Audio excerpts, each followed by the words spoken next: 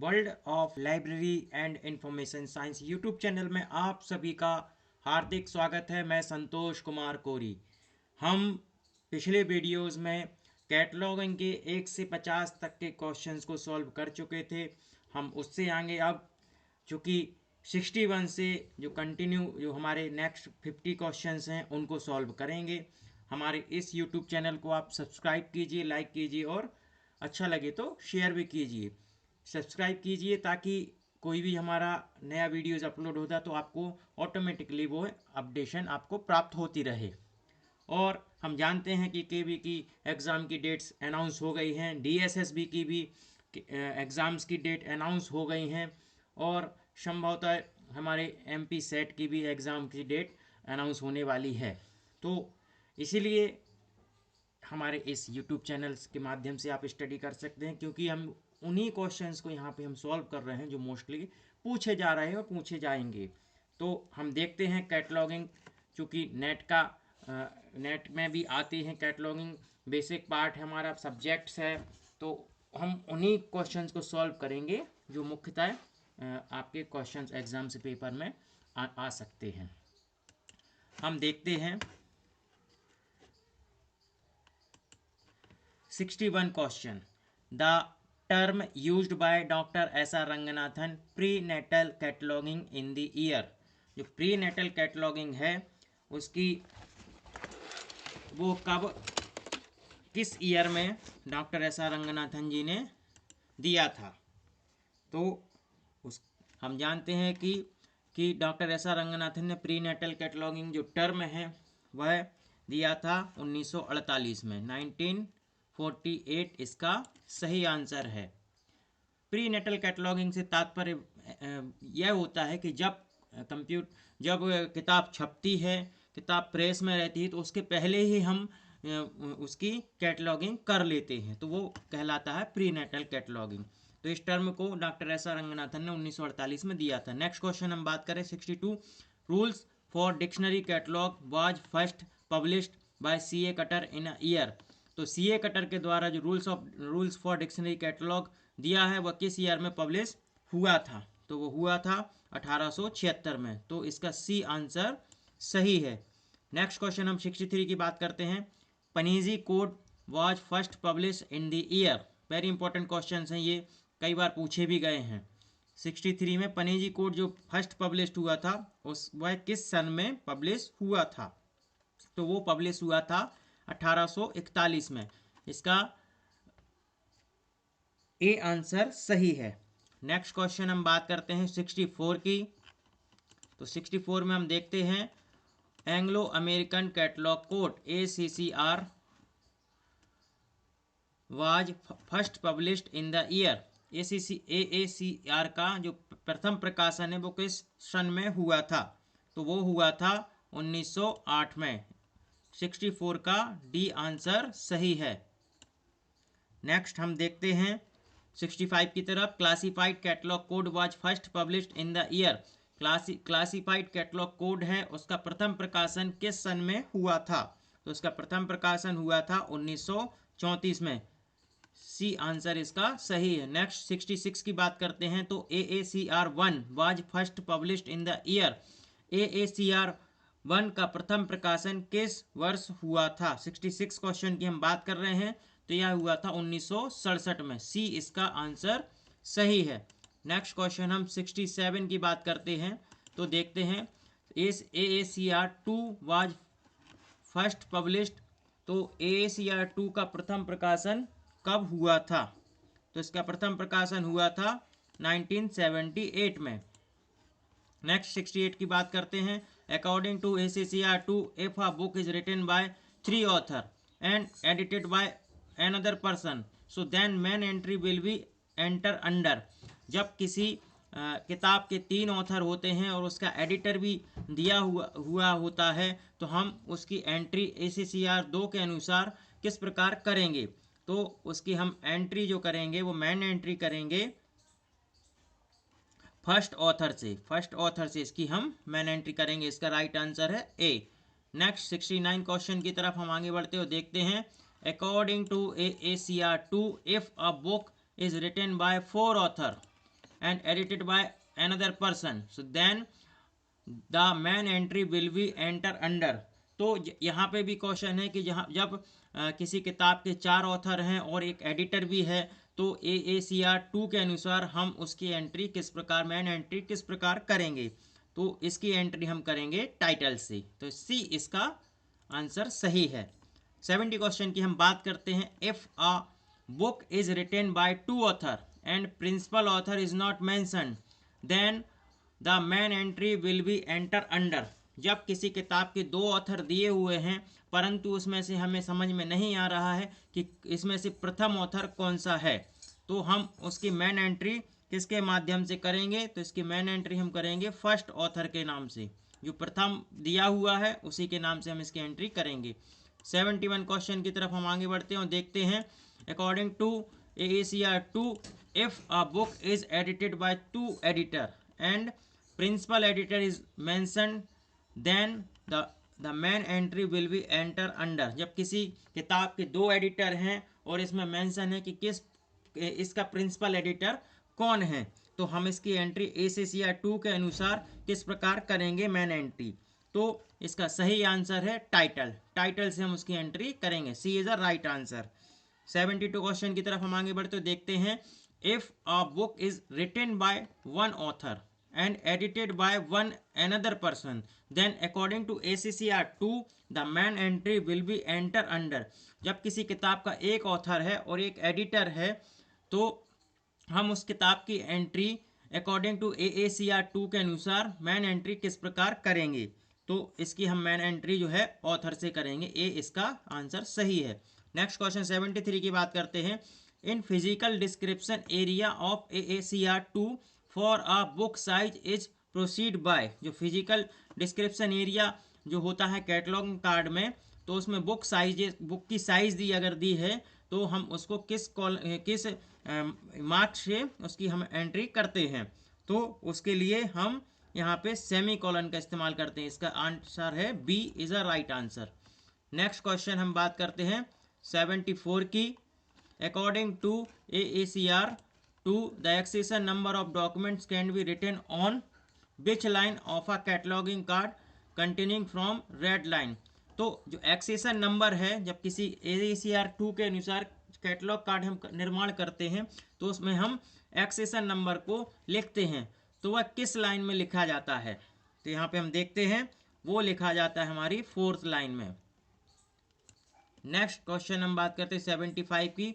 Tracing section of any catalogue card is very useful for. जो tracing section होता है catalogue card का, वह यूजफुल होता है किसके लिए यूजफुल होता है, वह यूजफुल होता है लाइब्रेरी स्टाफ के लिए। क्यों? क्योंकि उन्हीं से हम जाके देख सकते हैं कि वो यूज़फुल है कि नहीं। कोई यूजर्स हमसे डिमांड करता है तो लाइब्रेरी का स्टाफ उस कैटलॉग कार्ड को देखता है, उसमें से बता देता है कि ये किताब, इसका सब्जेक्ट क्या है, इसके ऑथर कौन कौन से हैं, एडिटर भी हैं कि नहीं है, ये सब चीज़ें जानकारी उससे प्राप्त होती है। तो it is useful for library staff. 76 question की हम बात करते हैं। All new books of any library first come into the. तो जो लाइब्रेरी में जो किताब आती है तो उसकी एंट्री हम सबसे पहले करते हैं एक्सेशन रजिस्टर में। एक्सेशन रजिस्टर में होती है एंट्री, देन क्लासिफिकेशन होता है, फिर उसके बाद कैटलॉगिंग होती है, देन वो सर्कुलेशन के लिए तैयार होती है। तो A is a right answer. 77 question की तरफ हम आगे बढ़ते हो देखते हैं। For note area information can be taken according to AACR 2 from. जो नोट एरिया की जो इन्फॉर्मेशन है वह हम किताब के किस भाग से देखते हैं और AACR के अकॉर्डिंग उसकी एंट्री कहाँ करेंगे, तो यहाँ पे हम देखते हैं इसका सही आंसर है सी, थ्रू आउट द डॉक्यूमेंट। हम डॉक्यूमेंट में जाके देखते हैं, तो इसका सी आंसर सही है। नेक्स्ट क्वेश्चन हम 78 की तरफ आगे बढ़ते हैं और देखते हैं। CA कटर, CA कटर के द्वारा जो डिक्शनरी कैटलॉग की किताब लिखी गई थी, तो CA कटर डिक्शनरी कैटलॉग के अनुसार when first published then contain how many rules. इसका जो फर्स्ट पब्लिकेशन हुआ था CA कटर की डिक्शनरी कैटलॉग कोड है जो, तो इसमें कितने रूल्स पहले प्रकाशन में दिए हुए थे, तो यहाँ पे हम देखते हैं उसके अंदर 205, तो डी इसका राइट आंसर है। नेक्स्ट 79 क्वेश्चन की बात करते हैं। The 4th edition of Cutter's dictionary catalog contain how many rules, जो इसका 4th एडिशन है सीए कटर का डिक्शनरी कैटलॉग में, उसमें कितने रूल्स हो गए थे? तो हम जानते हैं उसमें हो गए थे 269। नेक्स्ट क्वेश्चन हम 80 की बात करते हैं। A code published 1908 and contain how many rules. Anglo American code है जो 1908 में पब्लिश हुआ था। इसके अंदर प्रथम प्रकाश, इसमें कितने रूल्स थे? तो इसमें थे हमारे 174 रूल्स। इसका ए आंसर सही है। 81 क्वेश्चन की तरफ हम आगे बढ़ते हुए देखते हैं कि machine readable catalogue was launched in the year. जो मार्क है मशीन रीडेबल कैटलॉग जिसका फुल फॉर्म होता है, वो किस ईयर में पहला उसका शुभारंभ हुआ था? तो उसका शुभारंभ हुआ था हमारा 1966। बी इसका आंसर सही है। नेक्स्ट 82 की बात करते हैं हम। Library of Congress MARC service began with the US imprint in. जो यूएस लाइब्रेरी ऑफ कांग्रेस ने मार्क सर्विस को शुरुआत की थी, तो वो किस सन में की थी? तो वो की थी 1969। सी इसका आंसर सही है। नेक्स्ट क्वेश्चन हम बात करते हैं 83 की। Classified catalogue code to birth at the time when catalogues were mainly intend for the undergraduate in दी। तो 83 की बात कर रहे हैं हम। 83 में आंसर है मद्रास यूनिवर्सिटी लाइब्रेरी, जो ट्रिपल सी का निर्माण हुआ था। तो is used in which of the following. जो नंबर की entry used in which of the following, इनमें से कौन सी है? ACR, triple C, ACR 2। तो यहाँ पे हम देखते हैं ट्रिपल सी। सी इसका आंसर सही है। नेक्स्ट क्वेश्चन हम 86 की तरफ आगे बढ़ते और देखते हैं कि who is the compositor of STC short title catalogue. तो इसके कंपोजिटर कौन थे? तो इसका आंसर है हमारा ए WA पोलार्ड एंड GR रेडग्रेव। तो ए आंसर इसका सही है। नेक्स्ट क्वेश्चन हम बात करते हैं 87 की। Library of Congress subject heading list was first published in the year. तो इसका जो पब्लिकेशन है 1909 में हुआ था लाइब्रेरी ऑफ कांग्रेस का सब्जेक्ट हेडिंग। तो बी आंसर इसका सही है। 88 क्वेश्चन की तरफ आगे बढ़ते और देखते हैं। Mark first pilot project was started in year. जो मार्क फर्स्ट का जो पायलट प्रोजेक्ट था वो किस सन में शुरुआत हुई थी? तो यहाँ पे इसका आंसर है ए 1965। नेक्स्ट जो क्वेश्चन 89 की बात करते हैं। Mark second was completed in the year. जो मार्क सेकंड है वह किस ईयर में कंप्लीट हुआ था? तो 89 में हम जानते हैं कि 1967 में इसका सेकंड जो मार्क सेकंड कंप्लीटेड हो गया था। 90 क्वेश्चन की बात करते हैं। Cataloging in publication CIP by the library of Congress began in the year. Library of Congress ने कैटलॉगिंग इन पब्लिकेशन सर्विस कब स्टार्ट की थी? तो यह हुआ था सी 1973 में यह सर्विस स्टार्ट हुई थी। 91 क्वेश्चन की तरफ हम आगे बढ़ते हुए देखते हैं। According to triple C the name BC विक्री is rendered as. According to triple C के अनुसार हम BC विक्री के नेम को किस प्रकार से लिखेंगे? तो यहाँ पे हम देखते हैं ए इसका आंसर सही है। विक्री bracket B.C bracket is a right answer. Next question हम 92 की बात करते हैं। According to triple C if the name of an author is taken from outside the book, so then how it will be show the main entry. जब किसी author का नाम कहीं हम बाहरी सोर्स से लेते हैं तो उस ऑथर का नाम की एंट्री हम किस प्रकार करेंगे? तो यहाँ पे हम देखते हैं उसकी एंट्री करेंगे with square bracket. Square bracket से हमें समझ में आ जाता है कि इस ऑथर को हमने कहीं और से लिया है। नेक्स्ट क्वेश्चन 93 की बात करते हैं। A little that disclose the subject of document is. जो the title that disclose of subject of document, तो हम इसको क्या बोलेंगे? तो 93 में हम देखते हैं कि इसको टेल टाइटल बोलते हैं। जिसमें टाइटल में ही सब्जेक्ट के बारे में दिया हो तो वो टेल टाइटल कहलाता है। 94 क्वेश्चन की तरफ आगे बढ़ते हैं और देखते हैं। According as per the ACCR 2 a certain number of initial word in the title of document are not be omitted at all while entering them in the cataloging entries. So what is the number? जब किसी according to ACCR जब किसी title में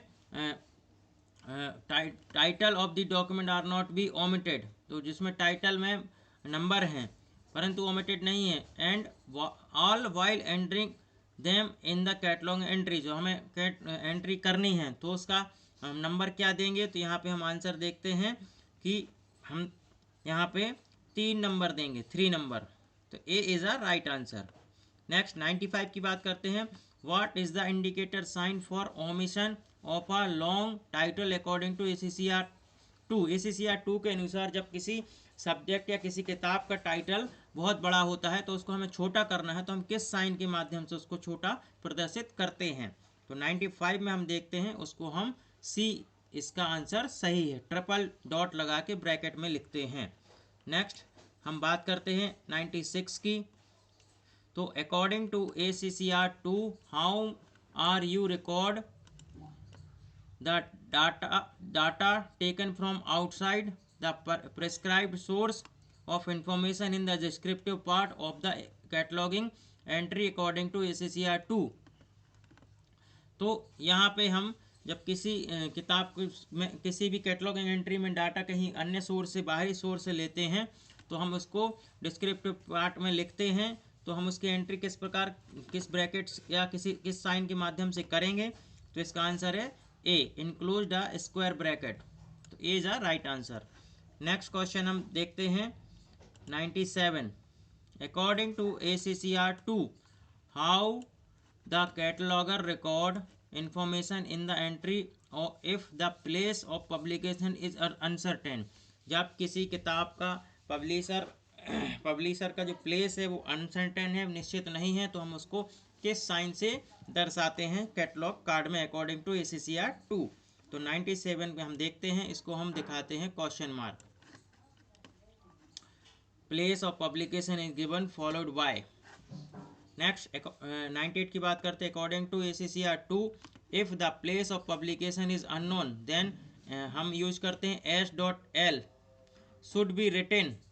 what is the full form of abbreviation. SL का जो full form है तो क्या है, इसका फुल फॉर्म है साइन लोको।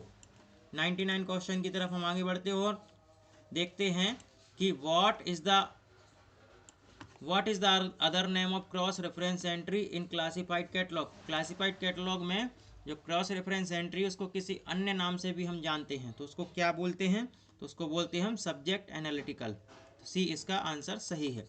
नेक्स्ट 100 क्वेश्चन हम देखते हैं। Which one is simple. तो इसका सही आंसर है सी, ट्रिपल सी। 101 क्वेश्चन की तरफ हम आगे बढ़ते हैं। Analytical entry is prepared for. तो एनालिटिकल एंट्री हम प्रिपेयर्ड फॉर किस लिए करते हैं, तो उसके लिए हम देखते हैं पार्ट ऑफ बुक्स के लिए। नेक्स्ट हम 102 क्वेश्चन की तरफ आगे बढ़ते हैं।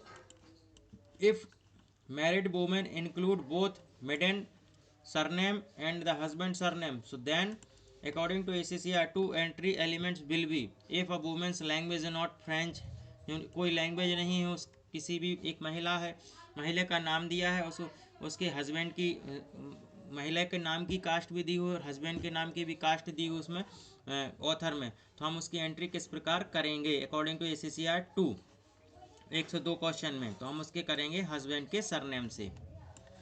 इफ 103 क्वेश्चन की बात करते हैं।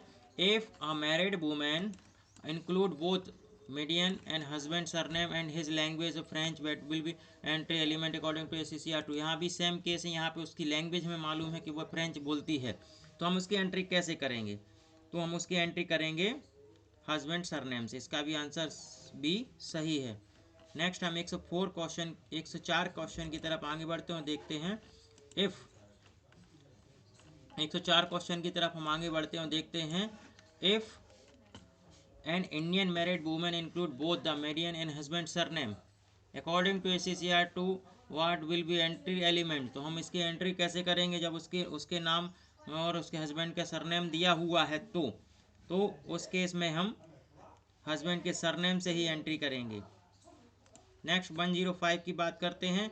Centralize catalog taken place. Centralize cataloging taken place क्या होता है, तो 105 की हम बात करते हैं तो यहाँ पे all of them written by library system within one library system within a number of library systems by another agency, all of them. So D is the right answer of 105. Next question हम 106 की तरफ देखते हैं। तो देखते हैं form of centralize cataloging, forms of centralize catalog इनमें से कौन से हैं? तो हम देखते हैं उसमें 106 में इसका आंसर है डी। इसमें मार्क भी है, प्रीनेटल कैटलॉगिंग भी है, CIP CIS ये सब हम कर सकते हैं। तो यहाँ पे all the above is the right answer of 106। 107 question की तरफ हम आगे बढ़ते हैं। Mark service started in library Congress under the financial assistant of, जो मार्क सर्विस हुआ है लाइब्रेरी ऑफ कांग्रेस के द्वारा स्टार्ट हुआ है, तो उसका जो फाइनेंशियल असिस्टेंट है वो कौन था? तो इसका सही आंसर है काउंसिल ऑफ लाइब्रेरी रिसोर्स। 107 का ये आंसर सही है। 108 की बात करते हैं। बुक्स ऑफ अननोन और doubtful authorship is known as, ये भी वेरी इंपॉर्टेंट क्वेश्चन, कई बार पूछा गया। जब किसी किताब का ऑथर हमें मालूम नहीं होता, अननोन होता है या डाउटफुल होता है, तो उसमें हम अप्रोचियस बुक्स कहते हैं, तो उसको ऑथरशिप हम बोलते हैं। नेक्स्ट 109 की बात करते हैं। MUMS is one type of, MUMS क्या है? तो 109 में हम देखते हैं यह एक मार्क सिस्टम है। सी इसका आंसर सही है। 110 क्वेश्चन की तरफ हम आगे बढ़ते हैं और देखते हैं the first international catalogue code published in, जो first international catalogue code publish हुआ था, तो उसका आंसर है हमारा 1901। सी इसका आंसर सही है। इस प्रकार हमने यहाँ पे 60 से लेके 110 क्वेश्चन सॉल्व किए हैं, और हम जब नेक्स्ट जो वीडियोस बनाएंगे तो उसमें हम इसके आगे कंटिन्यू कैटलॉगिंग के क्वेश्चंस को सॉल्व करेंगे। इनमें से आप लगभग 2 से 5 क्वेश्चन आपके हर एग्जाम्स में पूछे जाते हैं।